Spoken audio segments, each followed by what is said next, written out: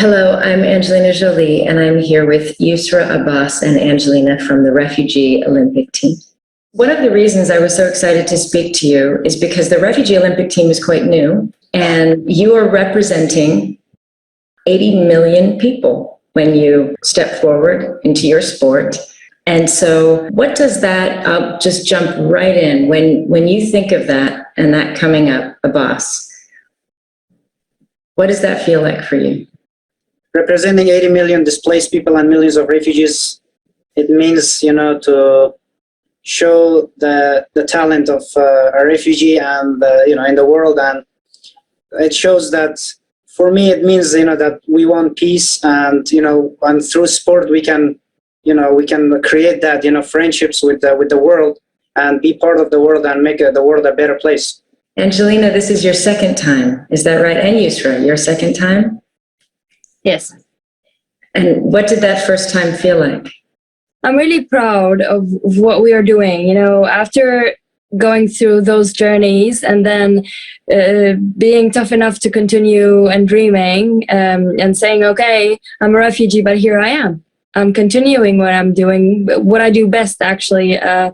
Sport was always my run out. Like, when you're so stressed and you have so much to do in life, and then you go and do what you love most, like, as example, probably for you, acting. So that is how it is for us. And just knowing that we're representing 80 million around the world right now, it's a really huge responsibility. And Angelina, I know, from what I understand, so you are from Sudan? Yeah, I'm from South Sudan. From what I understand about your story, family seems to play a big part in your life, in what you both had to flee and what your life is today. Is that true? Yeah, since from 2002 until this moment, I have not been able to meet with my parents. Though at least I have able to meet with the rest of my siblings. And I also understand that you're a mom. Yes. How old is your son? I believe it's a son. Yes. Yeah, he's now 3 years old. Oh, that's wonderful. And how does he, I imagine when you're training, it must be quite challenging, very different to be within a refugee camp, within a refugee situation to train. But would you explain your training or your sport, and also how you balance being a mom while you train? Yeah, sometimes it is kind of a hard work, or it is challenging, but there is something that I'm always looking forward. So I have to try my best to balance going to school, then training at the same time, and being a mom. But all these they are very important for me. So I have to try my best to balance on time on how I can able to do all the activities. That's wonderful. Sure. And Abbas, you are from Afghanistan, is that right? Yeah, I'm originally from Afghanistan, but I'm living in USA. I became a swimmer in Afghanistan, and as a child, I always liked to be in the water. So, when I was a kid, I was swimming in the river a lot, and then I got involved with the pool, and then I became a swimmer. So at the age of 16, because I didn't feel safe in Afghanistan, and because a lot of things going on nowadays, and even back then, and I don't want it to rely on my family, and a lot of reasons. So my older brother, he decided to help me to get me out of Afghanistan, and he helped me, and we flew to Iran. And after a week staying in Iran, from Iran, he sent me by myself illegally to Turkey. So, walking one mountain to another mountain with the cars. So it took me like 3 nights and 3 days to get to Turkey finally. And then I went to the UNHCR. Then, I introduced myself there and as a refugee, then staying for 4 years in Turkey. And then I got resettled in USA.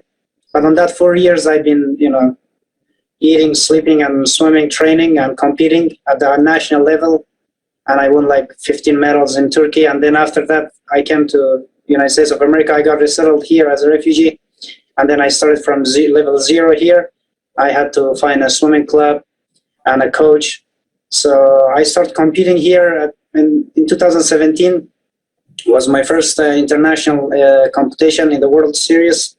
And I won that 2 events. And then I qualified for my first World Championship in Mexico.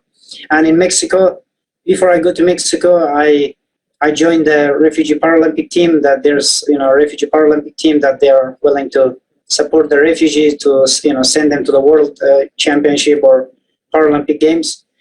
So I decided to join the team, and I joined, and I went to my first World Championship in Mexico, and in 50-meter butterfly, in final I won a silver for 80 million displaced people, and I became the first refugee who made the podium. How did you think, when people think of Afghanistan, well, that people don't know much about Afghanistan, not as much as they should.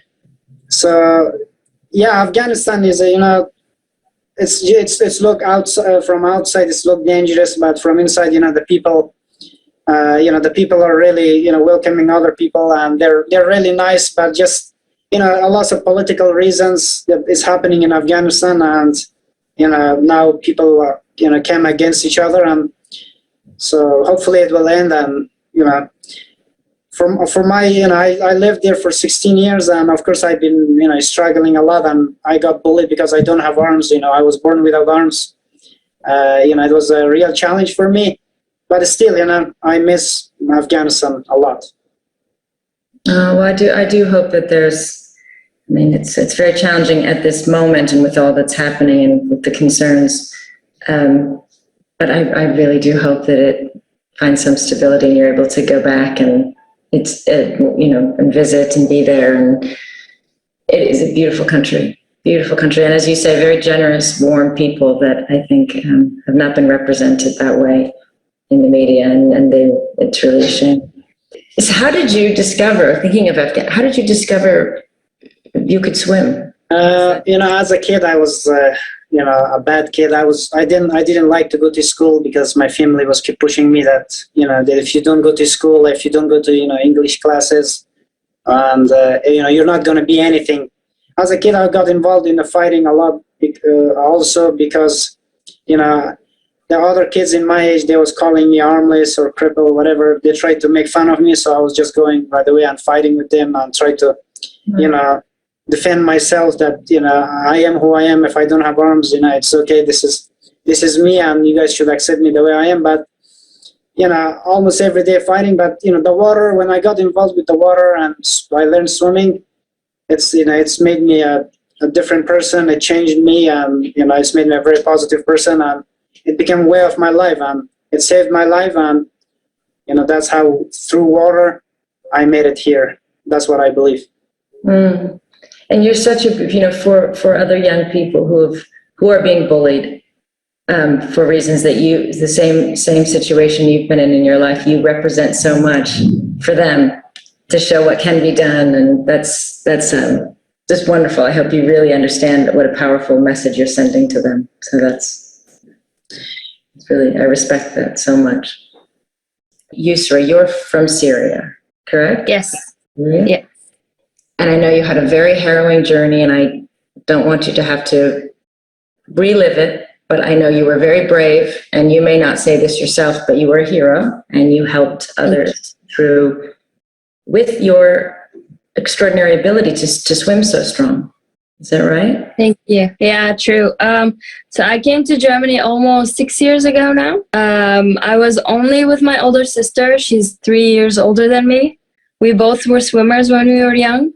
And I think we learned a lot from my parents being so tough. And my mom was always saying, education is very important for the woman. And my dad was always behind the sport. So this is kind of what gave us strength on this journey.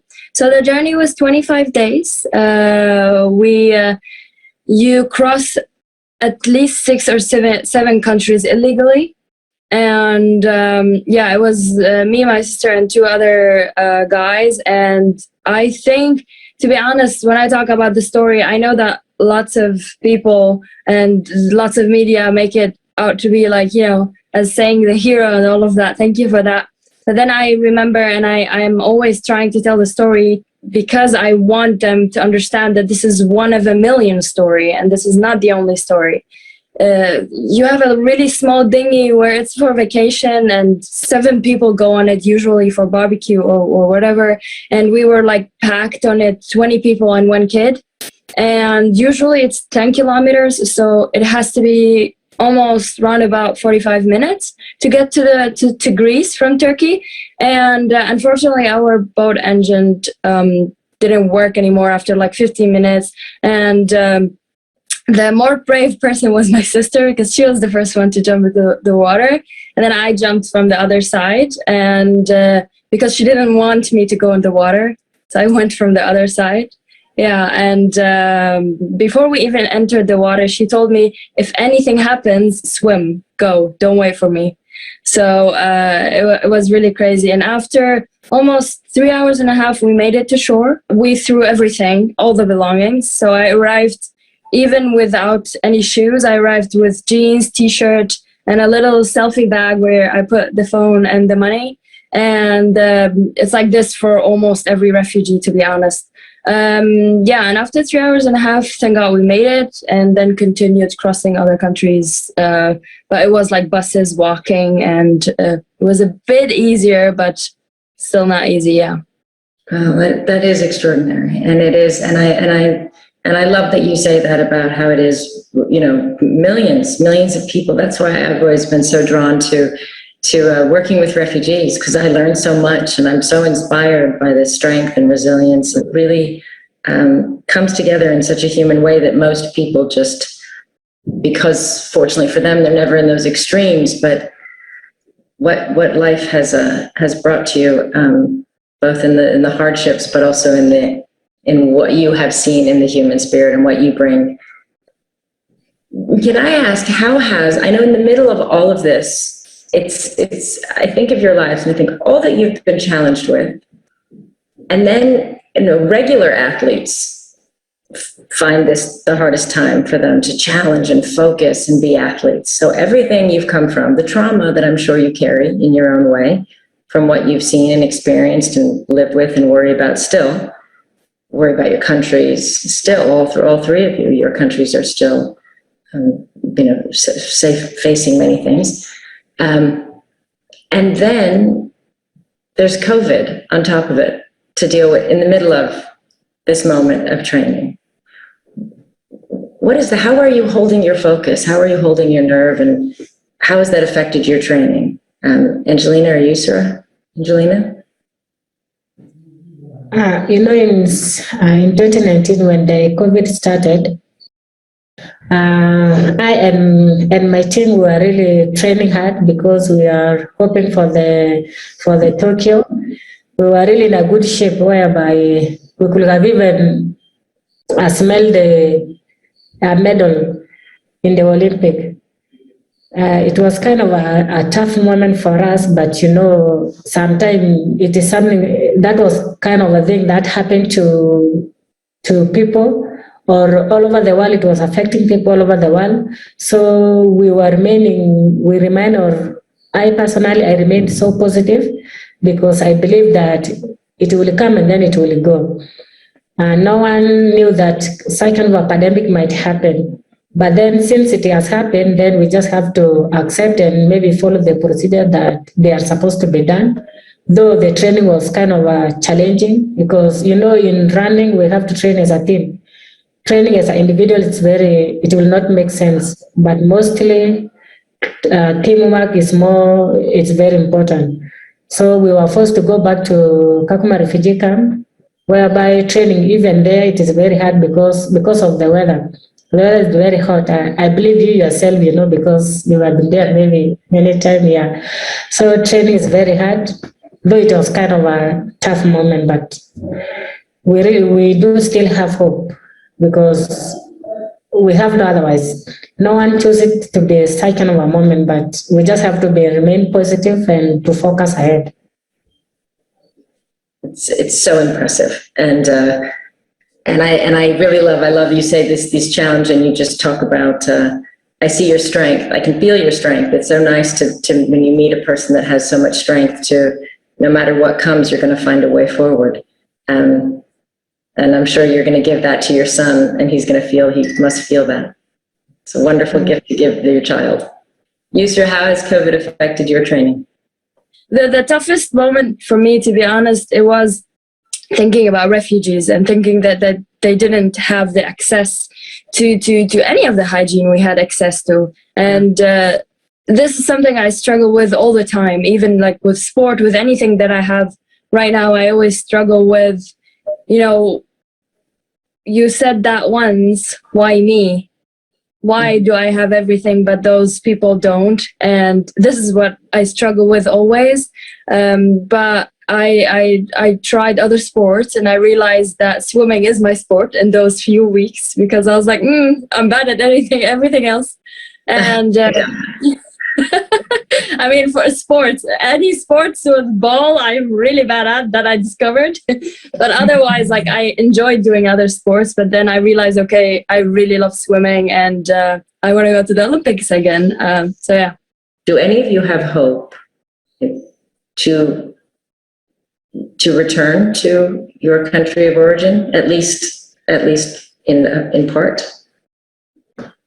I love my country, though I'm in the other country, but I still love my homeland. You know, you cannot go to another country then you forget your motherland. It is always the best. I think that the worst thing about leaving the country is that you were mostly always forced to leave it because of war or what happened, and that you also are not allowed to go back. So to be honest, I always tell my mom that I want to go back when the war is over, and she's always very worried because she's like, no, you're not going at all. And I'm like, yeah, I will go back. So I love my country, and I didn't realize how beautiful it is and how amazing it is until I left, which is sad. But I also was only 17. So now I appreciate everything that I had there, and my friends, family. And yeah, I hope one day I'll be able to go back. So too. And Abbas, you've already said similar, so I know you feel strongly. Yeah, well, you know, I went to Afghanistan once in 2019 after my second world championship. You know, I faced in my second world championship, I faced my toughest opponent, and I got sixth place in final in the 50-meter butterfly. And then when I came back from London to USA, after a few days, I heard that my father passed away, and he died, and that was like falling down from the sky to the earth. And it was the saddest thing that that ever happened to me. So it was very important for me, and I felt like if I don't go and be on his funeral, what the people will say. And it was something that I had a loss of history with my father, and so I wouldn't forgive myself the rest of my life. So to not feel guilt, I went to Afghanistan, and after that for 11 days, and just to see my mom also. I said I'm not going to wait until my mother dies, because when people get old and anything can happen to them. And I said I'm not going to wait until my mother dies, and I never see him. So what life means to me. How long had it been since had you seen your father since you left Afghanistan? Yeah, in 2013.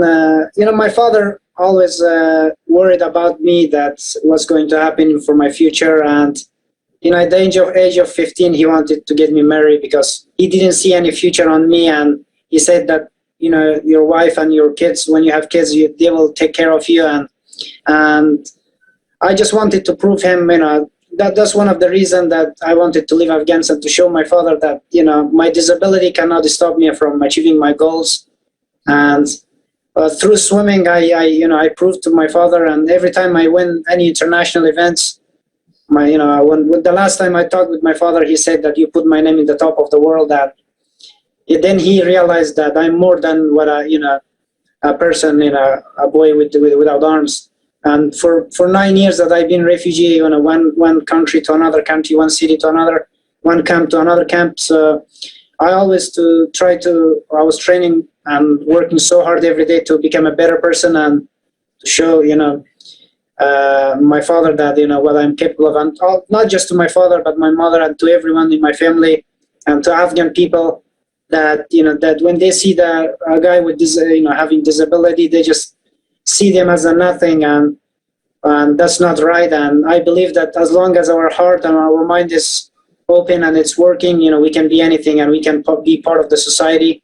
We can be part of the world, and we still can achieve success through your achievements. You can, motivate and inspire millions of, people, and encourage them to something positive.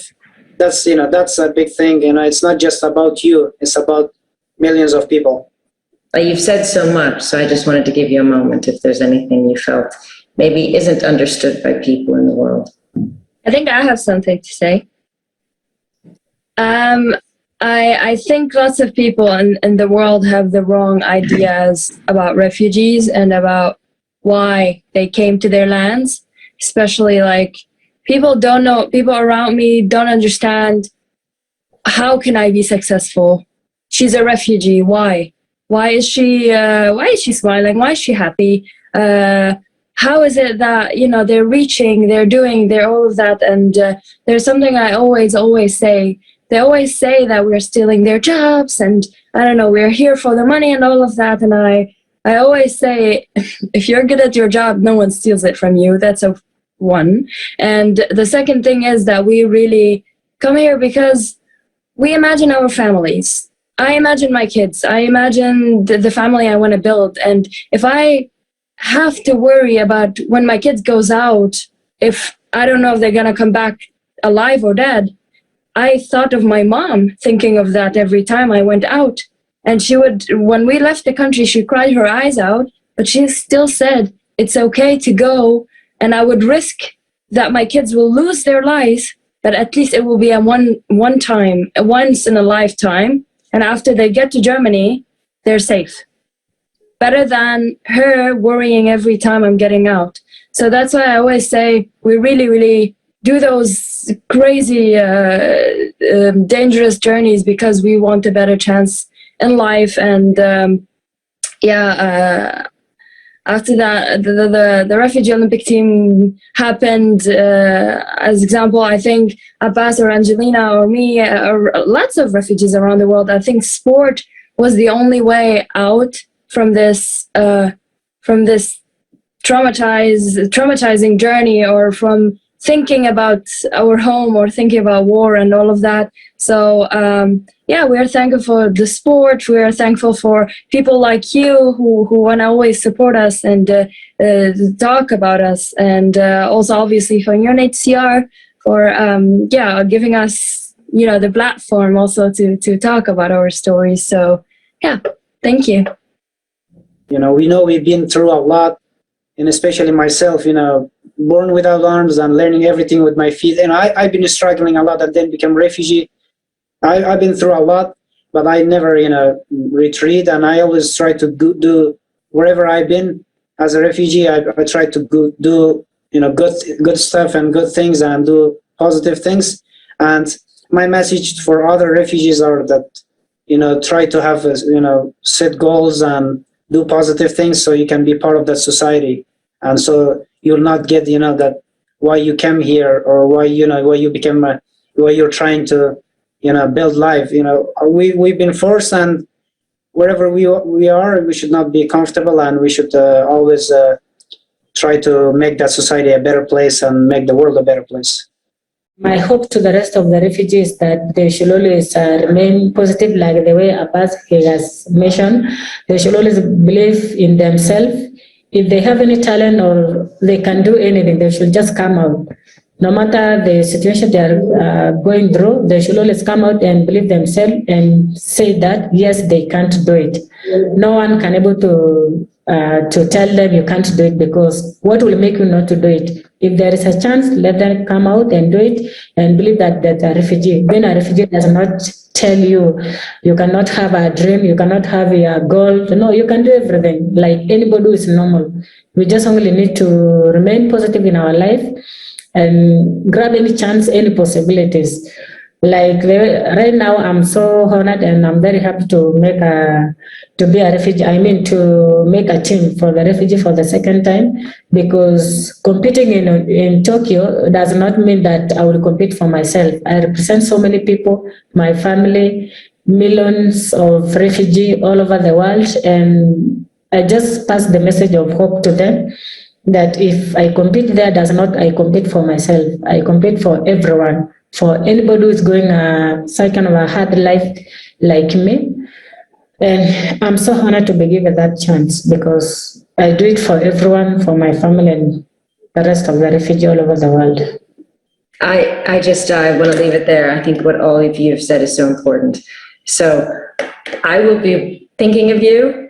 I am here. I am a fan and a supporter, and I am really honored to speak with all of you. You're really quite extraordinary, and you're an inspiration to everyone to learn about how to take on life and challenges and step forward and show what you can do and stay positive. And that is a message we all need.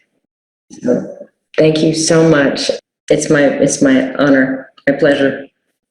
Thank you.